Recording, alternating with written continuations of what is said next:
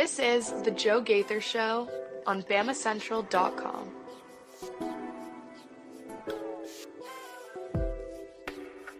Good afternoon, Tuscaloosa, Internet World, West Alabama. How are you doing out there? Everybody who's watching The Joe Gaither Show right here on BamaCentral and BamaCentral.com. You're checking us out on YouTube, on Facebook, and on Twitter. You're listening to us on Spotify, on Apple Podcasts, and on Amazon. And we appreciate everybody who has subscribed, rated, and reviewed the show on all your favorite podcast platforms. We are a proud part of the BamaCentral Broadcasting Network, along with our friends Blue Collar Unplugged, Matthew Gibson, Jacob Pickle, and Blake Byler, bringing you Blue Collar Unplugged each and every week, talking Alabama basketball. And so we are having a great Tuesday. Hope you guys are having a good Tuesday as well. It's a fun week. It's a weird week. It's Super Bowl week, but really my focus is all on SEC basketball. So we'll talk about SEC basketball. We'll talk about the midweek slate today. We'll talk about tomorrow's National Signing Day. Alabama is expecting to receive 3 signatures tomorrow. We'll talk about that. It won't be that eventful of a day on National Signing Day. And then we'll talk about Alabama adding 2 new coaches. It seems like Coach Wednesday and DeBoer has solidified or has basically settled his coaching staff. So we'll talk about that as well. As always, you can follow us at Joe Gaither6 on any of the social media machines, and you can chime in and be a part of the show at Joe Gaither6 on Facebook, on Twitter, and on YouTube. In the comments section, we invite you to send us your comments, questions, queries, and complaints. All right, let's get right into it. Our man Nate Oates just met with all the media folks in the Coleman Coliseum media room. You can read about it right there at BamaCentral.com, as Alabama has a huge game in the midweek slate. Look, I'm looking through the midweek slate, and I'm seeing, Ole Miss is at South Carolina, Kentucky's at Vanderbilt tonight. Alabama's going over to Auburn, LSU's taking on at Tennessee, A&M is at Missouri, Georgia is at Mississippi State. And, I don't want to be biased, but it's very, very clear to me that Alabama and Auburn is the game of the midweek slate. And it's going to be really, really intense. Look, I was down in Neville Arena 2 years ago, and it was absolutely crazy. Yes, I know J.D. Davison didn't really perform to the way that a lot of you Alabama fans would have liked. He taunted and got involved with the crowd in pregame, but then it ended up putting up 0 points in the basketball game.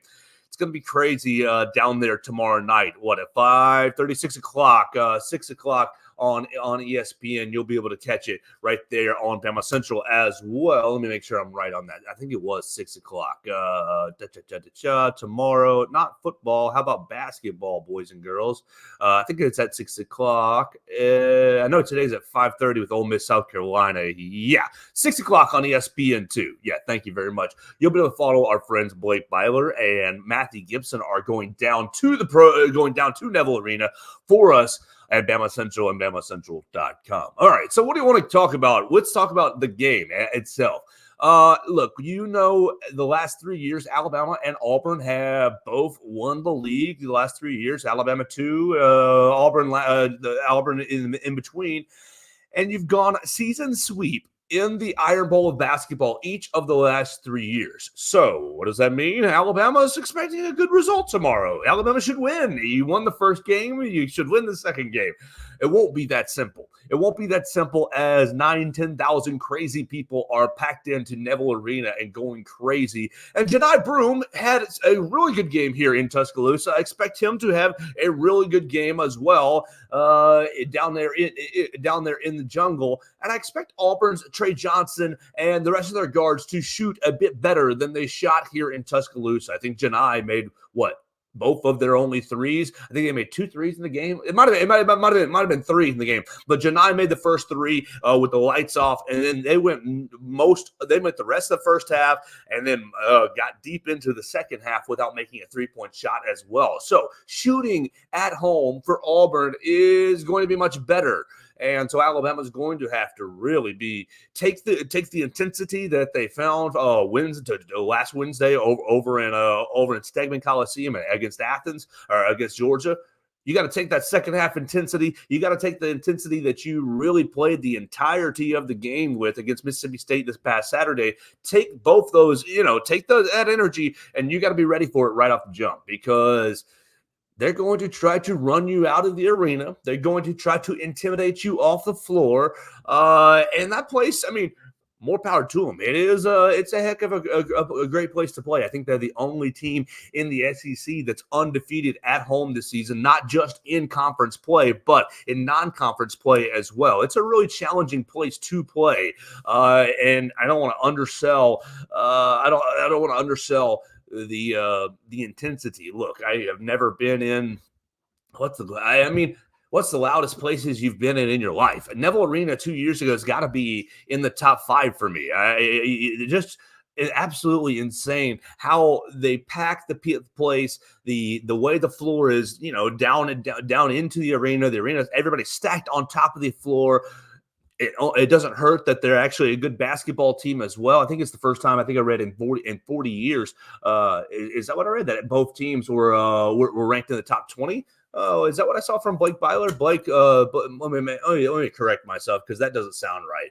Blake Byler 45. You can make sure you follow our friend Blake Byler on the social media machine at Blake Byler 45.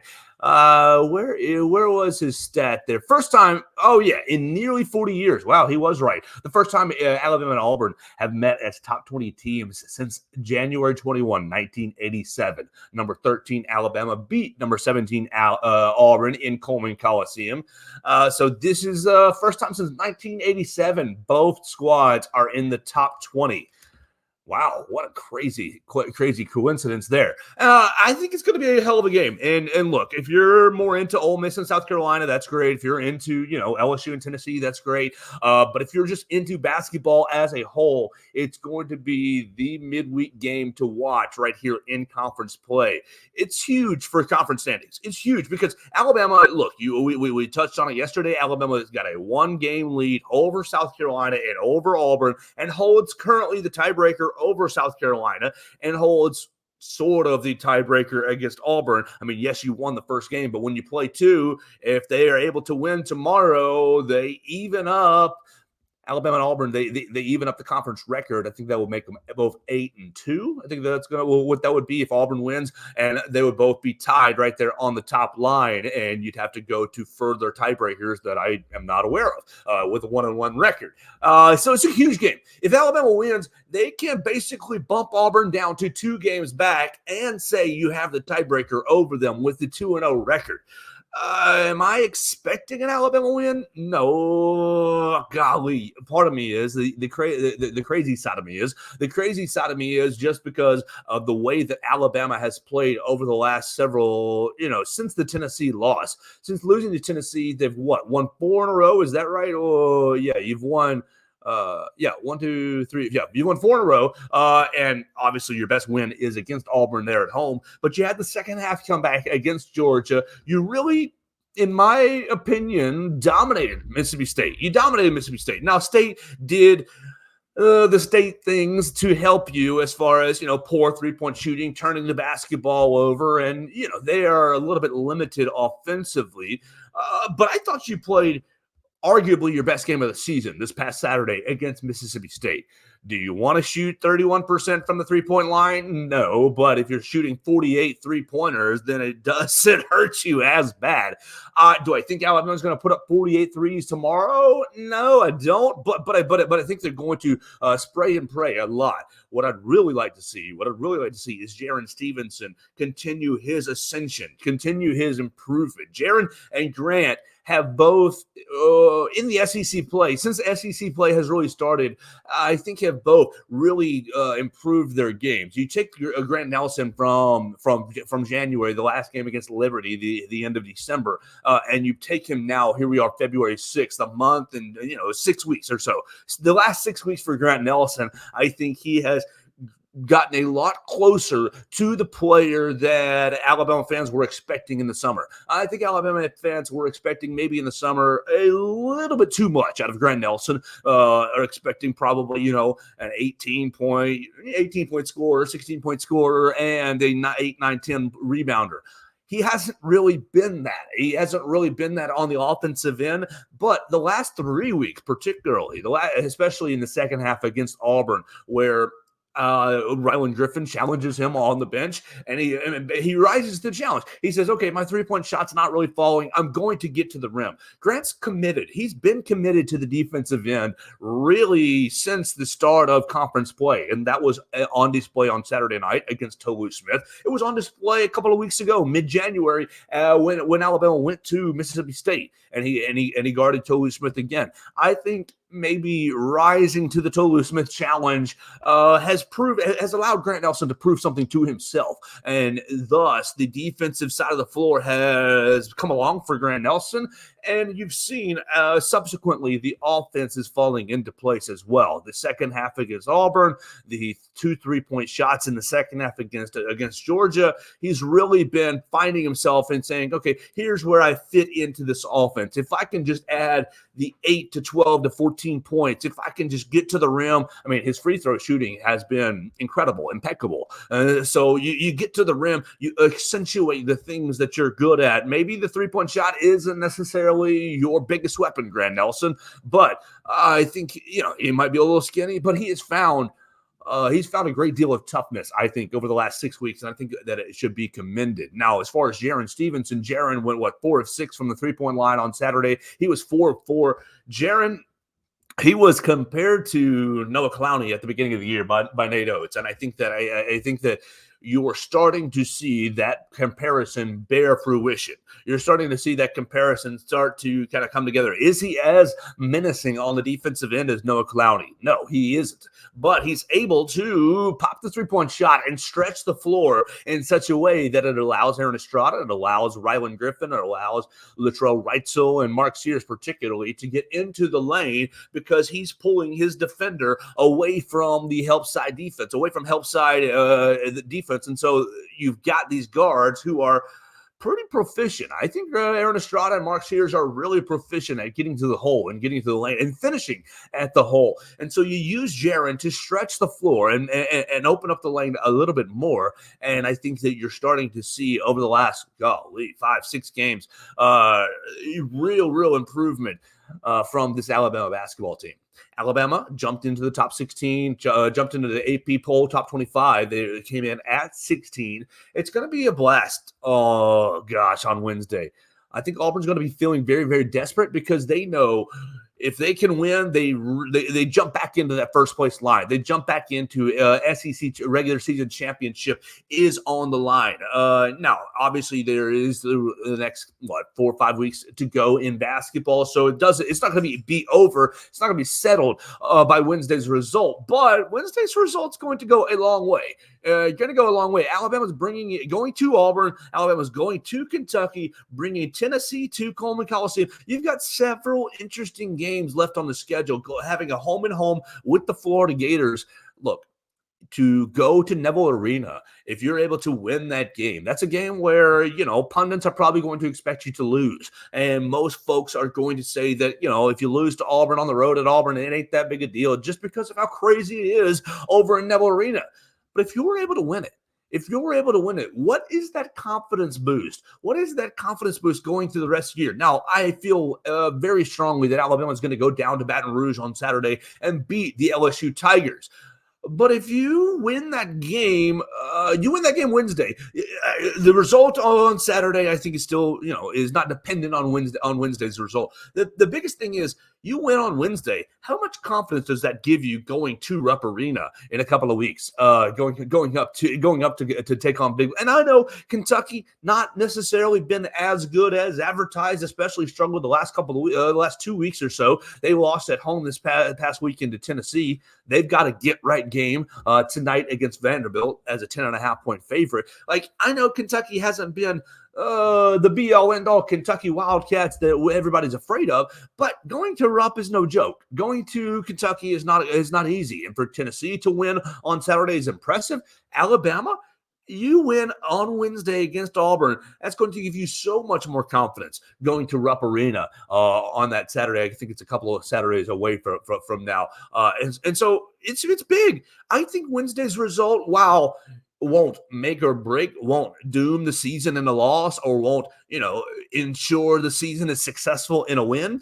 I think it definitely pushes you in one direction or the other. Coach Oates today in the Coleman Coliseum media room was asked about his coaching job so far this season, because you all know he's turned over the coaching roster, his coaching roster. All three assistant coaches are brand new, and really keeping three guys from last year's team. Most of the roster is brand new.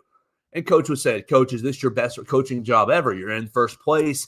You're in first place of the SEC standings. You're in the top 25. You're on the 3 seed line, according to Joe Lunardi. So, like, you're firmly in the tournament, and you're probably going to get a favorable seed. Is this your best coaching job ever?"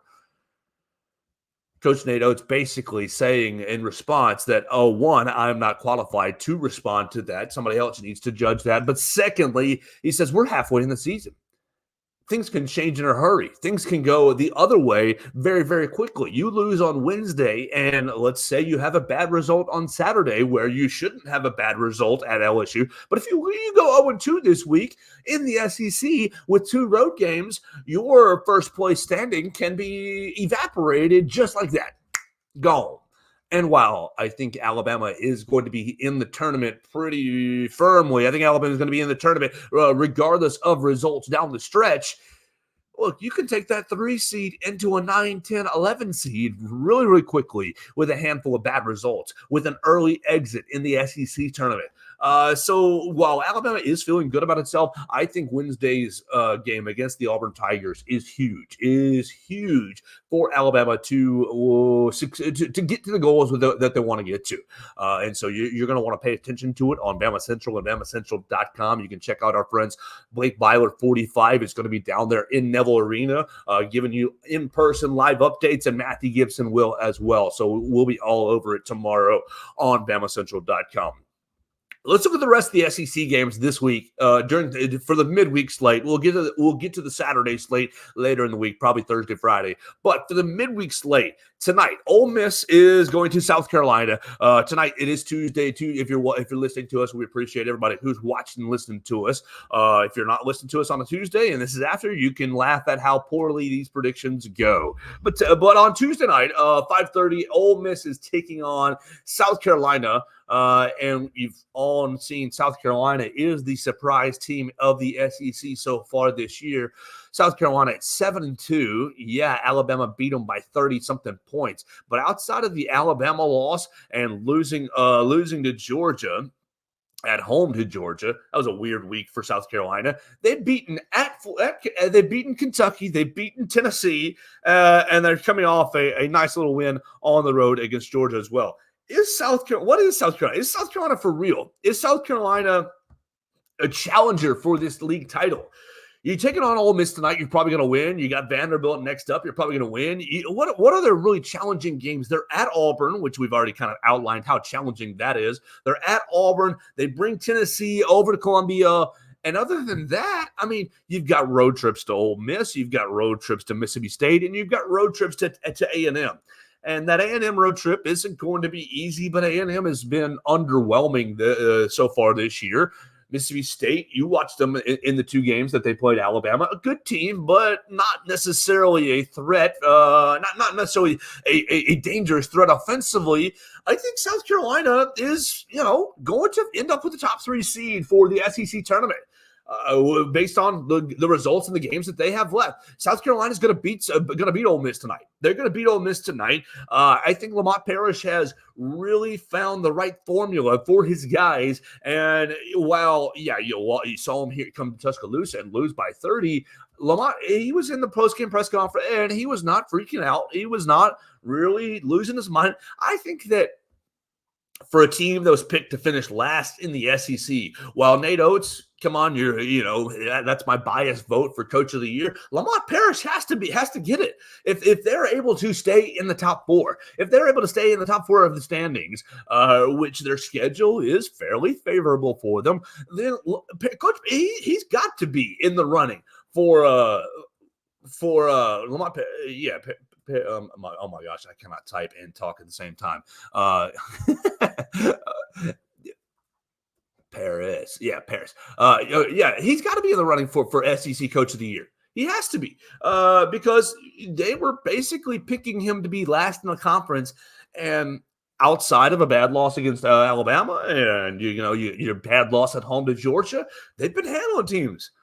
How jealous are you that South Carolina went to Tennessee and beat Tennessee, that South Carolina handled Kentucky? Look, that South Carolina team is getting a little bit dangerous, and I think that the Alabama win, the 30-point victory, second game of conference schedule, third game of the conference schedule, is going to. But people are going to look back on that game and think, wow, that's a lot bigger result than we originally expected. Carrying on the rest of the night, Alabama, you got, as we mentioned, let me flip back to SEC. As we mentioned, Kentucky is taking on Vanderbilt at 7:30. So you got the doubleheader on SEC Network. Number 17, Kentucky, is taking on Vanderbilt. And obviously, Kentucky has struggled over the last week or two, losing to Tennessee, losing to Florida, and then losing to South Carolina. They've lost 3 of their last 4. So not good in Big Blue Nation. But if you need to get right, if you need to get a win, what do you need to do? You need to play the Vanderbilt Commodores. So it's very interesting for, what's interesting to me for Kentucky is this weekend they're taking on Gonzaga, who has also kind of not had a great season. So they're stepping outside of conference play this Saturday to take on Gonzaga. And maybe, you get a positive result against Vandy and a positive result against Gonzaga. Maybe that's all it takes for Kentucky to get back on track. I am predicting South Carolina and Kentucky to both win tonight. But Kentucky, look at the rest of their schedule. They're at Auburn. They have Alabama at home.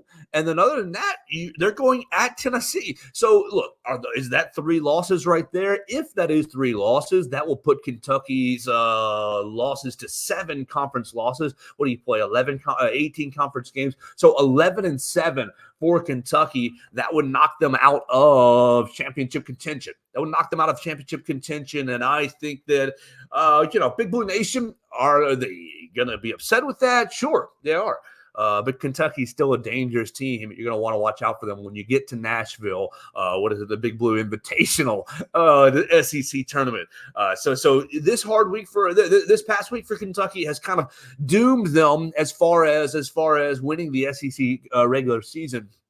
Especially with 3 challenging games left to go. They're going to have to win them all. And I think that they'll at least lose one of them. Maybe it's at Tennessee, maybe it's at Auburn, or maybe it's Alabama at home. I think they'll at least lose one of them, and that will ensure that they are not winning the SEC regular season. We'll keep it going. We've already talked a little bit about Alabama and Auburn. That kicks off your slate tomorrow on Wednesday, right there on ESPN2. On SEC Network at 6 o'clock, LSU is taking on Tennessee. Look, Tennessee's going to take care of business. They've found themselves a little bit. LSU, I don't think, is a really good basketball team, and Tennessee is. Tennessee coming off a big home win or a big road win at Kentucky. I think they're going to handle business pretty well against LSU. All right, A&M is at Missouri. Oh, my gosh, poor Missouri. What are you going to do? What is it going to take to get Missouri a conference win? Missouri at 8-14, 0-9 in the league, bringing Texas A&M at home on Wednesday night, 8 p.m., ESPN2, right there after the Iron Bowl of basketball. I'm sorry, it's not going to be a good game. A&M is going to cakewalk to a victory. And then lastly, on ESPN at 8 o'clock on SEC Network, Georgia is taking on the Mississippi State Bulldogs. I think the Bulldogs, the Mississippi State variety, will bounce back and win at home against Georgia. Georgia coming off a loss as well to South Carolina. I think that's going to pretty much be your midweek slate. So let me circle these winners so I can keep up with myself. I'm taking South Carolina. I'm taking Kentucky. I'm taking Tennessee. I'm taking A&M. And I'm taking Mississippi State. Now, what are we going to do?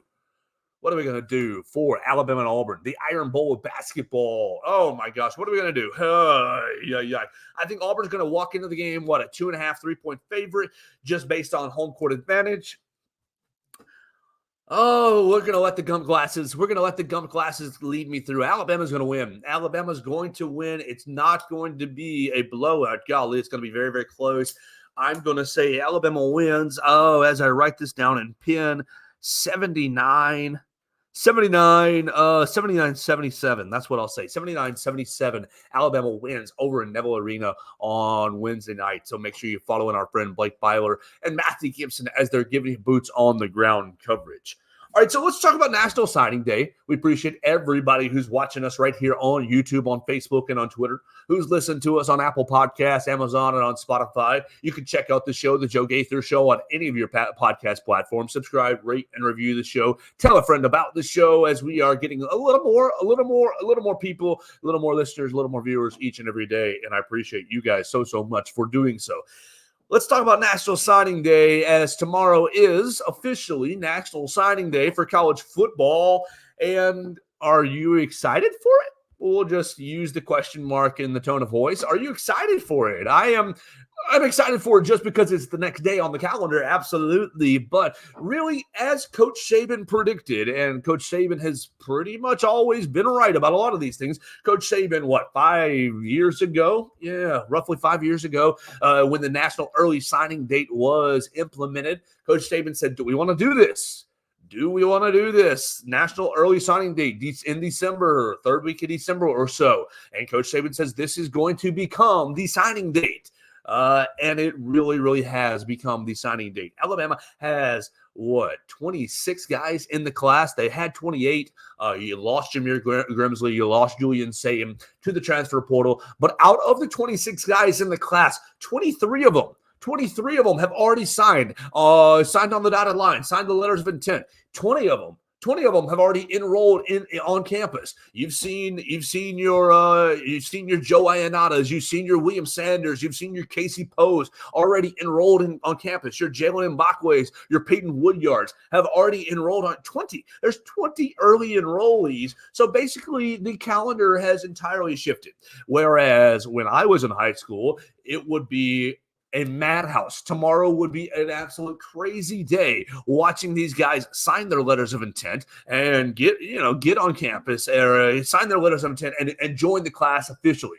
You remember you've had all kinds of signing day drama with the Quanjo brothers, with Reuben Foster. You've seen signing day drama throughout the Nick Saban tenure, but really over the last handful of years, the signing day drama has dissipated to a large degree. So tomorrow, Alabama is expecting to see 3 guys sign the paperwork.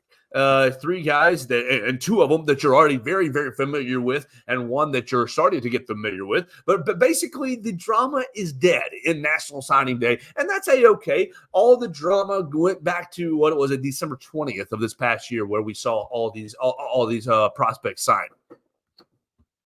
Tomorrow's drama is really, will the fax machine work? Will the fax machine work, and can we get a pen that writes, a pen with ink in it for QB Reese, for Ryan Williams, and for Noah Carter?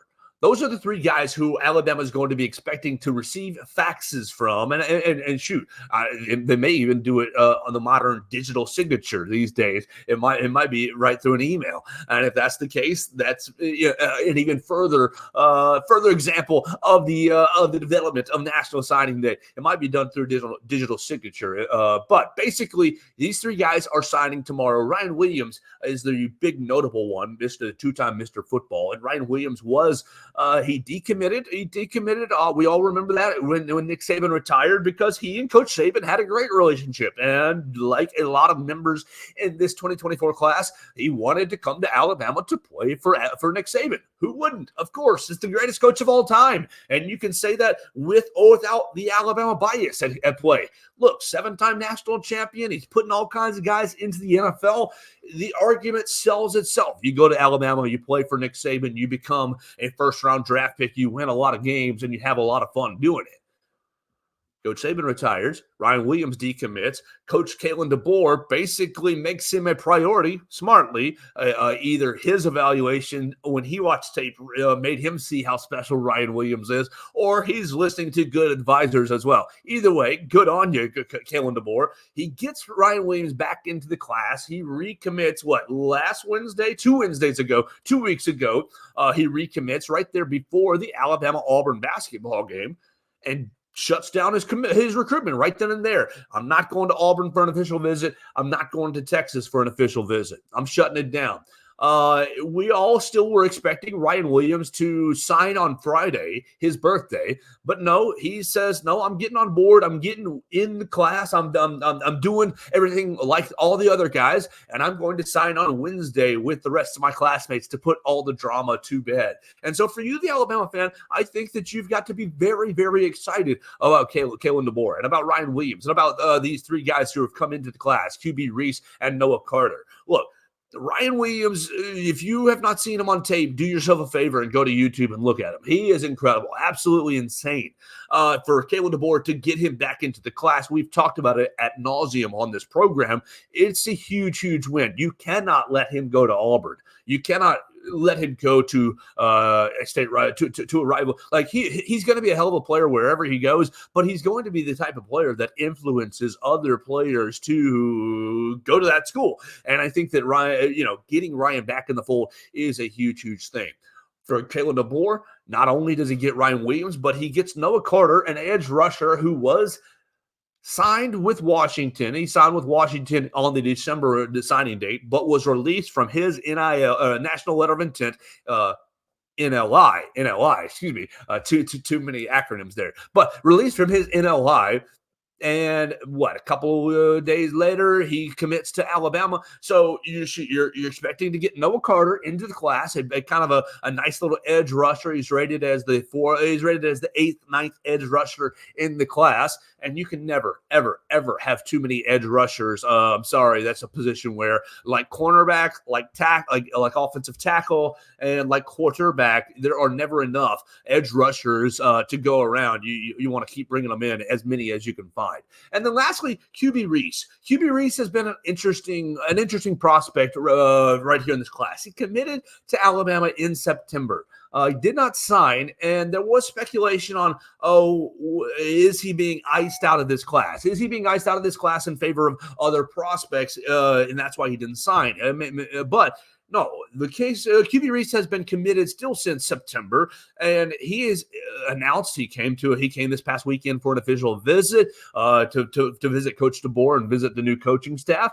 He's announced that he is going to sign with the Crimson Tide on Wednesday, and I expect him to be a good little player. I mean, is he going to be a superstar? I'm never going to sit here and say a kid won't be, just because you don't want to put a cap or a ceiling on a kid, but I don't quite see it myself. What I do see is a hard-hitting linebacker who plays with high-level physicality. So QB Reese, Ryan Williams, and Noah Carter will be your three signees tomorrow for National Signing Day for Alabama.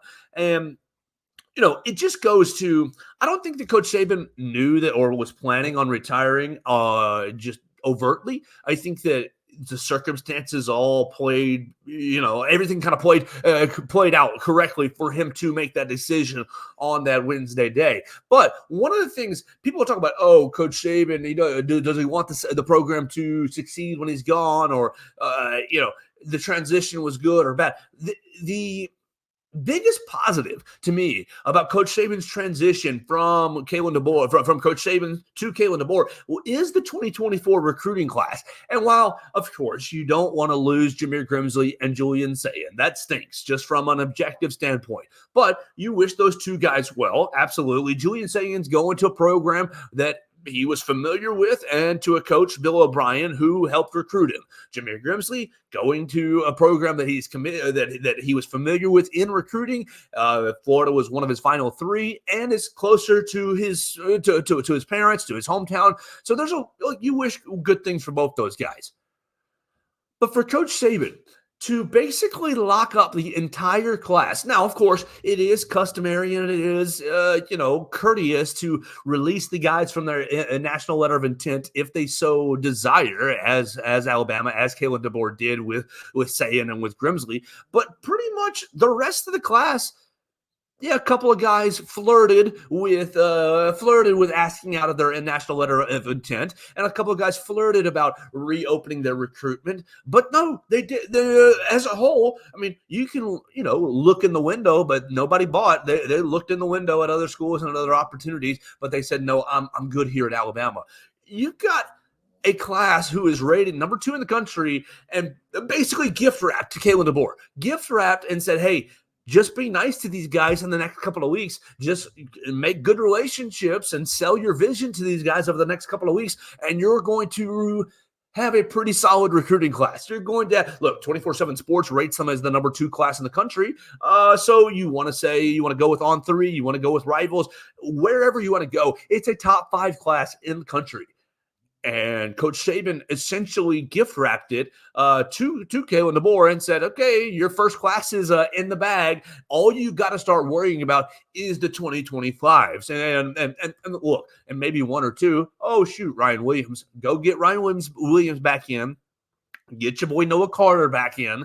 Make sure QB Reese is going to sign on signing date. And then from there, it's all in on the class of 2025. So I think it's a great thing. I think that's one of the most underrated things that Coach Saban did for the transition is turning over the recruiting class. Is basically locking down a really solid recruiting class. And of course, like we said, you're going to have guys who end up leaving based on coaching changes. To only have 2 guys leave, Coach Saban, that tells me Coach Saban really sold the vision of Alabama, really sold the university as a whole. And of course, you cannot undersell or you cannot go and basically say that, you can't undersell what Coach Saban's value was to the class. But with Coach Saban off the table, all you have left is to sell the university, sell Alabama, and then you've got Coach DeBoer's system and processes. And I think that over the last couple of weeks, he has done that and resold, the 2024 class in on Alabama. So it's going to be a lot of fun tomorrow to see those 3 guys sign. You got 3 loose ends to tie up. You can read about those loose ends right there on BamaCentral.com. So we appreciate everybody who's checking out all the recruiting work on BamaCentral.com. We're hopefully going to catch up with QB Reese. QB Reese and I have been DMing. Hopefully we're going to get him on the show very, very soon to talk about his visit, to talk about his high school time, and really just about transitioning into the Alabama Crimson Tide program. Let's finish this up by hitting on just a couple of things coaching-wise for Alabama football. Alabama football brought two coaches in the fold yesterday, mid-evening. You saw news of, let me make sure I have this right, William Inge, co-defensive coordinator from Washington, is coming in to be a linebackers coach for Alabama. And this now makes your 3rd defensive coordinator, former defensive coordinator, to come onto the staff. You got Kane Womack, you got Maurice Linguist, Colin Hitchler, and William Inge. So 4 guys on the staff with defensive coordinator experience. Kane Womack obviously will be that head defensive coordinator, but he's going to have a lot of help with Linguist, with Hitchler, and with Inge as guys who have defensive coordinator experience at high level college football. So William Inge has really been with Coach DeBoer since their time at Fresno State, and really since their time at Indiana. They spent the one season, the 2019 season, at Indiana together. They spent the time at Fresno State and at Washington as well. And lastly, I don't see this on my friend's list, but Jay Nunez has left. Oklahoma and is coming to Alabama. So that really, you're going to throw off the room just a little bit because you now have 11 coaches and you only have 10 on-field spots. There have been kind of discussions that maybe Jay Nunez is going to be more of an analyst and not be on the field, but you got to have somebody who's going to coach special teams, and he has experience in that. I think, special teams kind of comes a little bit more naturally to some than others. And so you got to have somebody that coaches the specialists up and gets everybody into the personnel packages when that time arrives during games. But with the announcement of William Inge and Jay Nunez, you basically have all your coaching spots full. The entire coaching spot, you got Kane Womack, Freddie Roach, Maurice Linguist, Colin Hitchler, William Inge, Ryan Grubb, Nick Sheraton, Scott Huff, Robert Gillespie, and Jamarcus Shepard to go along with Jay Nunez as well. So there's your coaching staff. It's time for you guys to start doing deep dives on those names. Those are the guys who are going to be leading your Crimson Tide forward this year. So Coach, he's got everything kind of settled just in time for National Signing Day.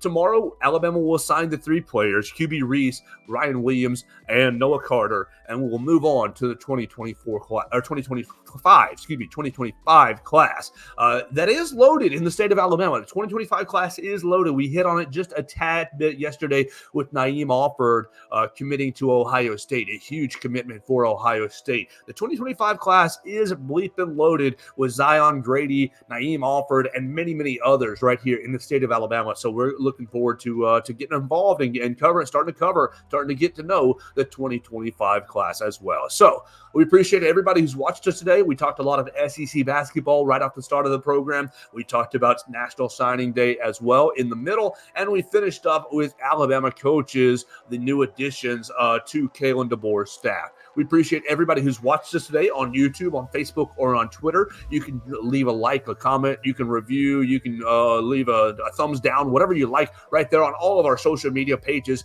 at Joe Gaither 6 on any social media that you are into. That's where I am on that social media at Joe Gaither 6. We're on YouTube at BamaCentral on the BamaCentral YouTube channel.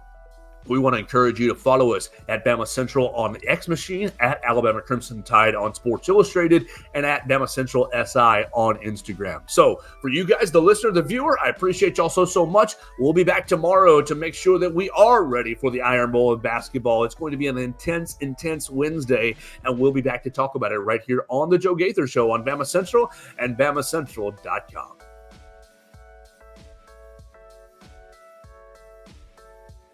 Thanks for joining us on today's edition of the Joe Gaither Show on BamaCentral. Keep up with Joe on all his social media pages at Joe Gaither 6. Subscribe, rate, and review the show on Spotify and Apple Podcasts, and be sure to read us daily at BamaCentral.com.